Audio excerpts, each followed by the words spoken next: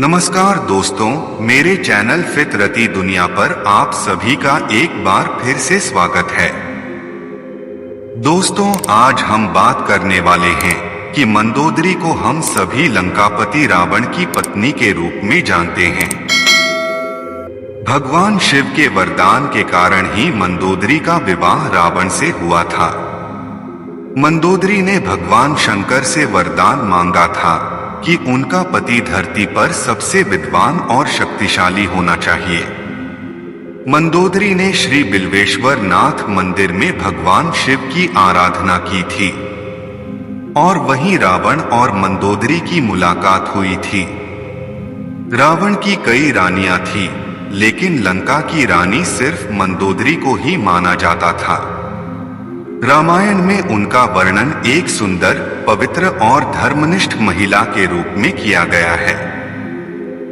जब रावण सीता का हरण करके लाया था, तब भी मंदोदरी ने इसका विरोध कर सीता को पुनः राम को सौंपने को कहा था और माता सीता के अपने पति द्वारा किए गए अपहरण का विद्रोह भी किया था।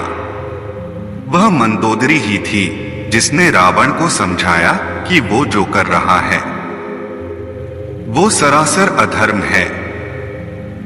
मंदोदरी ने रावण को चेतावनी देने की भी कोशिश की थी।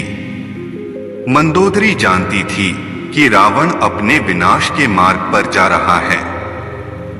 उसने उसे धर्म के मार्ग पर ले जाने के लिए सभी प्रयास किए, लेकिन कहते हैं विनाश काले विपरीत बुद्धि। रावण का विनाश नजदीक था, इसलिए रावण ने मंदोदरी की एक ना सुनी, जिसके कारण रावण का राम के साथ भयंकर युद्ध हुआ। एक कथा के अनुसार कि रावण की मृत्यु एक खास बाण से हो सकती थी। इस बाण की जानकारी मंदोदरी को पहले से ही थी। हनुमान जी ने मंदोदरी से इस बाण का पता लगा लिया, जिससे राम को रावण का वध करने में सफलता मिली। माना जाता है कि राम रावण के युद्ध में एकमात्र विभीषण को छोड़कर उसके पूरे कुल का नाश हो गया था। श्री राम के हाथों रावण का वध हुआ और मंदोदरी और रावण के सभी पुत्रों की भी मृत्यु हो चुकी थी। अब मंदोदरी के पास कुछ नहीं बचा था। रावण और मंदोदरी के 3 पुत्र थे, अक्षय कुमार, मेघनाद और अतिकाय। मंदोदरी एक पतिव्रता स्त्री थी। सीता हरण के बाद उसने अपने पति रावण को नीति विरुद्ध कार्यों को करने से रोका। उसने सीता को भगवान श्री राम को सम्मान पूर्वक लौटाने का भी सुझाव दिया था, लेकिन हठी रावण कभी नहीं माना। रावण बहुत अहंकारी था। मंदोदरी जानती थी कि जिस मार्ग पर वह चल रहा है, उस मार्ग पर सिवाय विनाश के कुछ हासिल नहीं होगा। उसने बहुत कोशिश की ताकि रावण सही मार्ग पर चल सके, लेकिन ऐसा कुछ नहीं हुआ, क्योंकि मंदोदरी उस श्राप के विषय में जानती थी, जिसके अनुसार भगवान राम के हाथ से ही रावण का अंत होना था।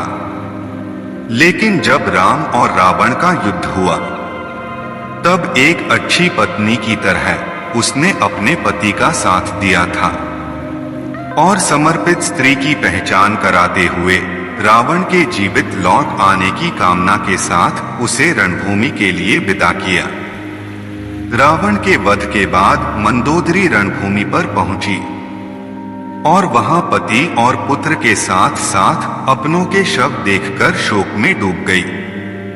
तभी श्री राम उन्हें याद दिलाते हैं कि वे अब भी लंका की महारानी है और अत्यंत बलशाली रावण की विधवा है। अपनी व्यथित अवस्था में उन्होंने भगवान राम की ओर देखा और महसूस किया कि वह कोई नश्वर नहीं, बल्कि भगवान विष्णु के अवतार थे। रावण के अंत के बाद श्री राम ने विभीषण को लंका पर शासन करने की सलाह दी और सदैव धर्म पर चलने को कहा। उन्होंने विभीषण को मंदोदरी से विवाह करने और लंका की महारानी के रूप में फिर से स्थापित करने की भी सलाह दी। उन्होंने मंदोदरी को सांत्वना दी और उसे एक रानी के रूप में अपने कर्तव्यों की याद दिलाई। उस वक्त मंदोदरी ने श्री राम के इस प्रस्ताव पर कोई उत्तर नहीं दिया। प्रभु श्री राम अपनी पत्नी सीता और भ्राता लक्ष्मण के साथ वापस अयोध्या लौट गए और मंदोदरी यह बात सुनकर लंका वापस लौट आई। पति और पुत्र के दुख में डूबी मंदोदरी ने खुद को महल में कैद कर लिया, जिसके बाद मंदोदरी ने पूरी तरह से बाहरी दुनिया से संपर्क तोड़ लिया। इस दौरान विभीषण ने लंका का राजपाट संभाला था और कई सालों बाद मंदोदरी फिर से अपने महल से बाहर निकली और विभीषण से विवाह करने के लिए तैयार हो गई। विवाह के बाद मंदोदरी ने विभीषण के साथ मिलकर लंका के साम्राज्य को सही दिशा में आगे बढ़ाया। कई लोगों का मानना है कि रावण के छोटे भाई विभीषण ने अपने बड़े भाई रावण को धोखा दिया था और वही उसकी मृत्यु का कारण भी बना था। हालांकि मंदोदरी इस बात से अनजान थी कि वह कैसे अप्रत्यक्ष रूप से विश्वासघात का हिस्सा बन गई, जिसके कारण भगवान राम के हाथों उसके पति की मृत्यु हो गई। मंदोदरी के बारे में ऐसी कथा है कि देवी सीता इन्हीं की पुत्री थी। ज्योतिषियों ने सीता को देखने के बाद कहा था कि इन्हें महल से निकाल दो, यह लंका में रहेगी तो लंका का विनाश कर देगी। इसलिए रावण ने सीता को कलश में छुपाकर भूमि में दबा दिया। लेकिन विधाता का ऐसा खेल हुआ कि सीता का हरण कर रावण स्वयं लंका ले गया और मंदोदरी के लाख समझाने पर कि सीता को राम को लौटा दे, रावण ने मंदोदरी की बात को नहीं माना और लंका का विनाश हो गया। दोस्तों, उम्मीद करते हैं कि आप सभी लोगों को यह जानकारी बहुत पसंद आई होगी। अगर आप लोगों को मेरी यह जानकारी पसंद आई हो तो इस वीडियो को लाइक व शेयर जरूर करें और मेरे चैनल को सब्सक्राइब भी जरूर करें। वीडियो को अंत तक देखने के लिए धन्यवाद।